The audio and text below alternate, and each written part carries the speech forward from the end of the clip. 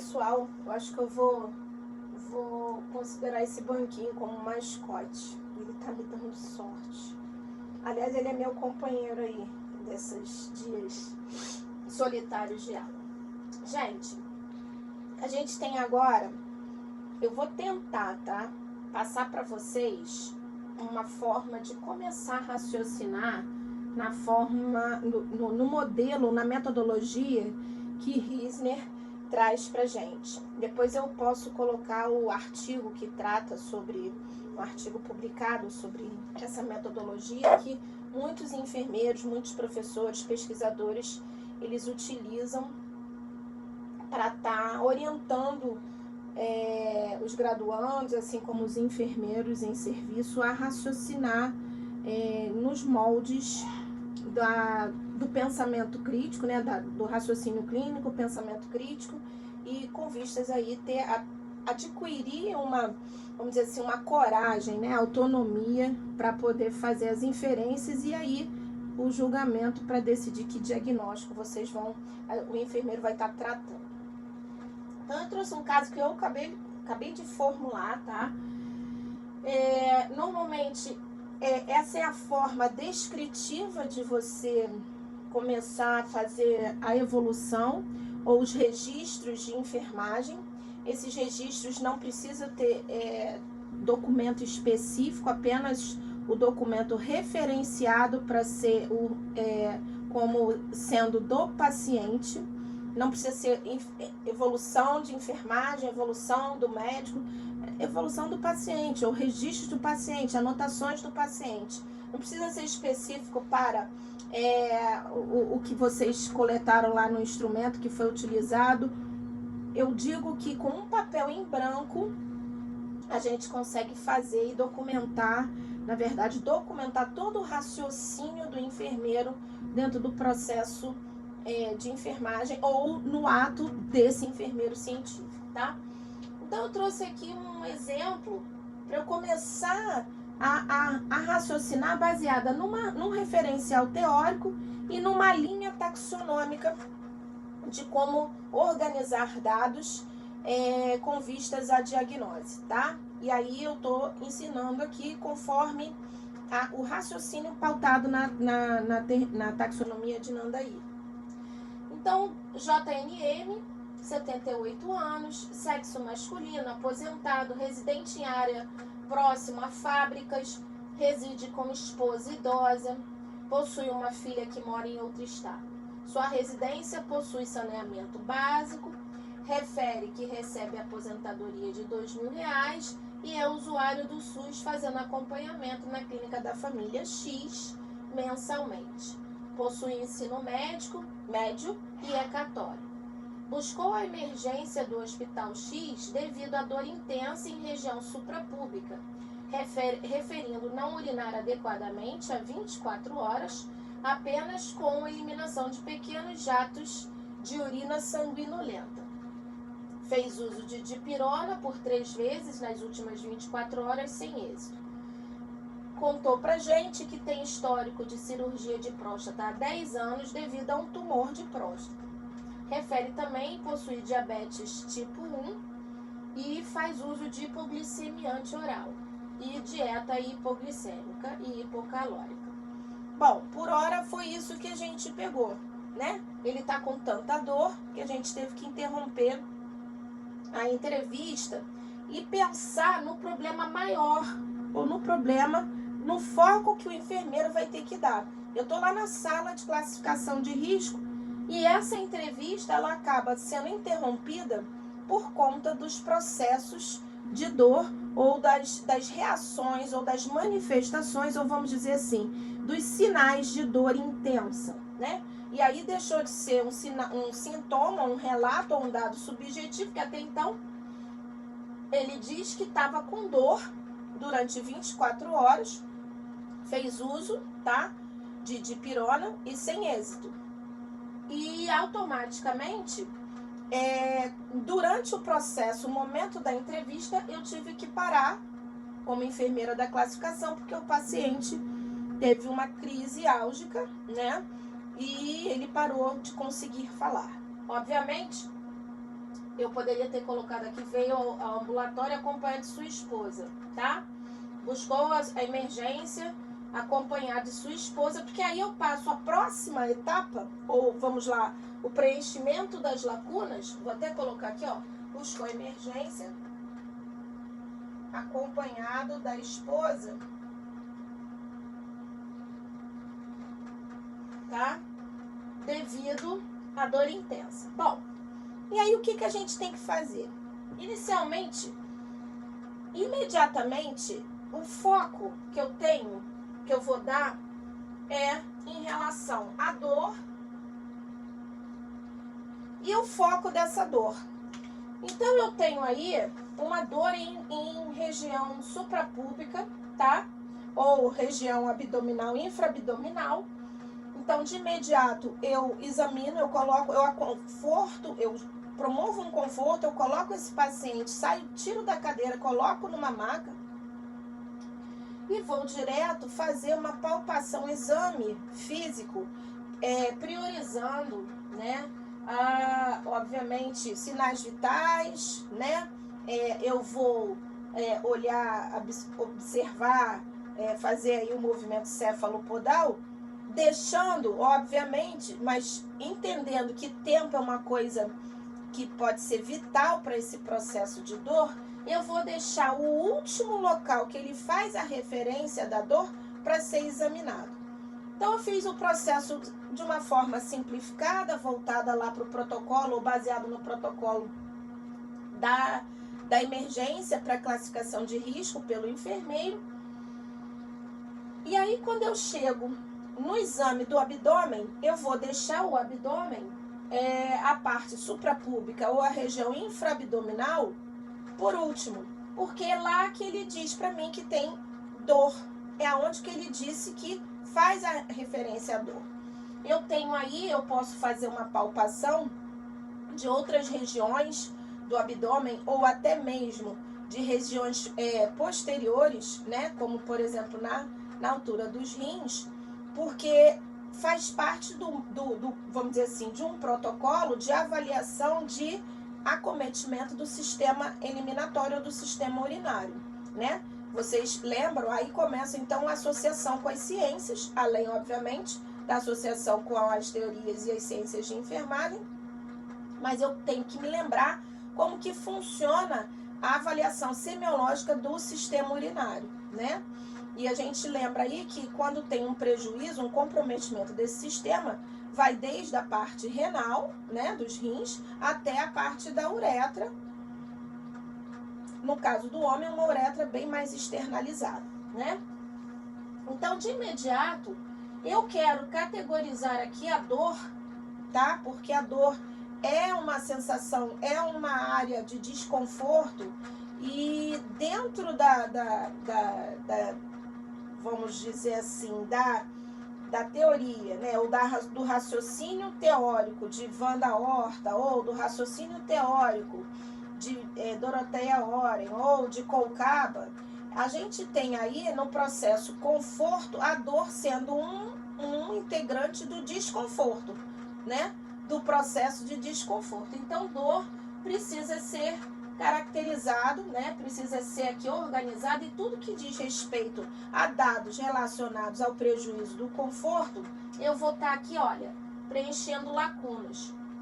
Essas lacunas, para dor, eu vou estar buscando dentro, como eu estou falando de nada, eu vou estar, isso aqui, a categorização, lembre-se que eu estou pensando com a teoria e com as ciências da saúde, tá?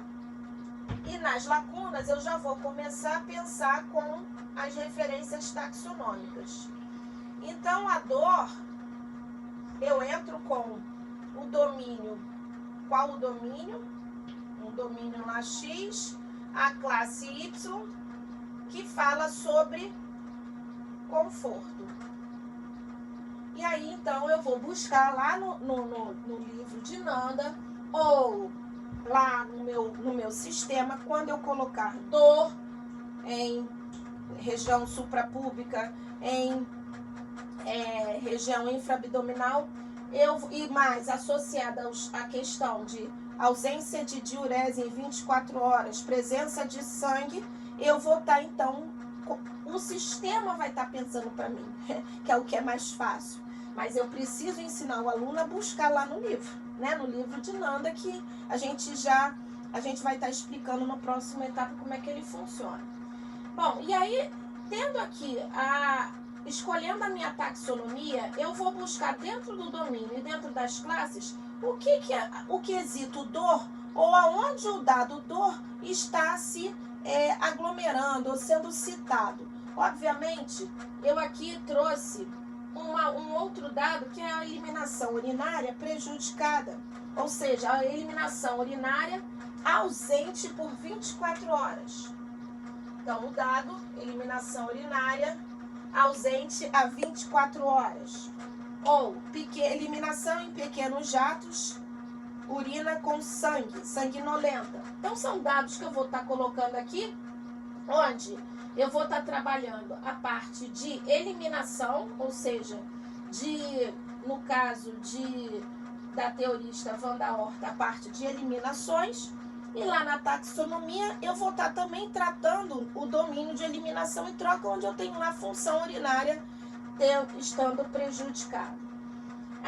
E aí, o que eu vou estar fazendo? Da mesma forma, eu vou estar começando a trazer mais dados, já visando exatamente o domínio que eu quero tratar, com a classe que eu quero tratar, para que eu possa, então, já trazer o título diagnóstico, né? Ou foco do diagnóstico, vamos dizer assim. Aqui a gente fala o foco do diagnóstico, mas as características definidoras que a gente vai aprender lá em Nanda, que na verdade são os sinais e sintomas, ou seja, são os relatos objetivos, na verdade, os dados objetivos, desculpe o equívoco, que eu vou estar lançando aqui, que ele tem eliminações urinárias prejudicadas, evidenciada no meu caso aqui, eu palpei uma bexiga aumentada na altura, não está escrito, mas a partir do momento que eu examinei, além de eu ter detectado a dor, eu palpei também uma bexiga em tamanho aumentado, que a gente chama de bexigona. Uma bexiga mais ou menos na altura da cicatriz umbilical. O tamanho normal de uma bexiga não deve passar da sínfise pública. Então, a gente tem aqui, já de cara, um futuro ou um provável problema, que é justamente a presença de bexiga em tamanho aumentado, né? E dor, e aí eu vou juntando, tá? Eu posso ter aqui eliminações urinárias prejudicadas por bexiga não funcionante e presença de dor, presença de sangramento. Qual seria a comparação?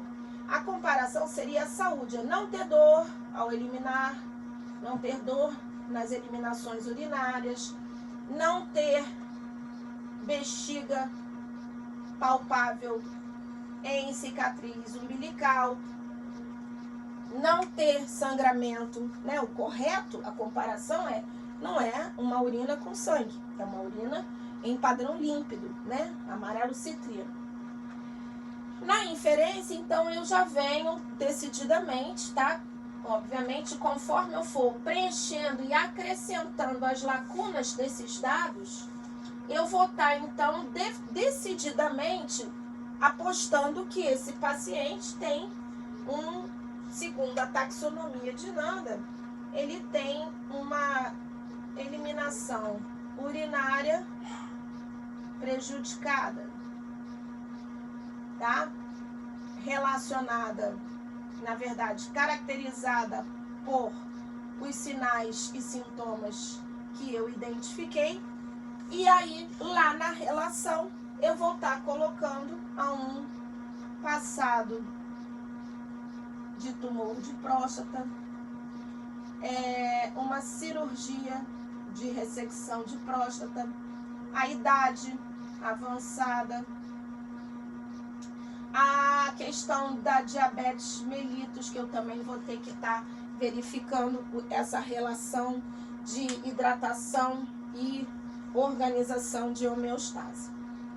Então aqui, de uma forma muito simplista, eu trago para vocês que essa metodologia de Rismer, dependendo obviamente da linha teórica, né, da base teórica, do referencial teórico, que eu vou estar então aqui organizando a minha categorização de dados, tá? Para ficar mais fácil. Conforme a minha taxonomia que eu vou estar trabalhando e a forma metodológica como ela se apresenta. Então, eu vou estar usando aqui a taxonomia, no caso, eu apresentei de Nandaí, e eu fui, então, raciocinar o que faltava de dados, ou seja, o que precisava ser observado a mais a partir desse momento, né, que eu tive que interromper a minha entrevista e deitar o paciente para o exame físico, para eu poder, então, complementar, baseada aí num domínio, numa classe, e no caso, de imediato, a questão do conforto e a questão das eliminações urinárias. Depois eu fui e agrupei, né, tudo que eu preenchi de lacunas, eu fiz um novo, na verdade, depois da categorização, então eu fiz um novo agrupamento, só que agora um agrupamento já organizado e direcionado para a linha metodológica da taxonomia que eu escolhi para trabalhar e nomear os meus diagnósticos. E aí, então, a comparação é com os resultados ou metas que eu desejo alcançar. Também, preferencialmente, se eu vou estar trabalhando com a taxonomia de Nanda, eu vou estar provavelmente também trabalhando com a de NOC para resultado. Então, eu vou estar buscando na NOC os padrões fisiológicos e de meta para ser comparado. A inferência, eu trabalho, mais uma vez, eu volto no padrão da taxonomia de Nandaí, onde eu tenho o foco do problema, eliminações urinárias, com o meu juízo, que é prejudicada, e os sinais e sintomas que eu detectei, caracterizado por XYZ, ou evidenciado por XYZ, aí características definidoras ou evidências são sinais e sintomas, são dados objetivos e subjetivos, são dados de fontes primárias e secundárias, tá? E posteriormente, lá na última coluna, eu já trago aí aquilo que eu concordo, ou que eu penso que tem relação com, tá?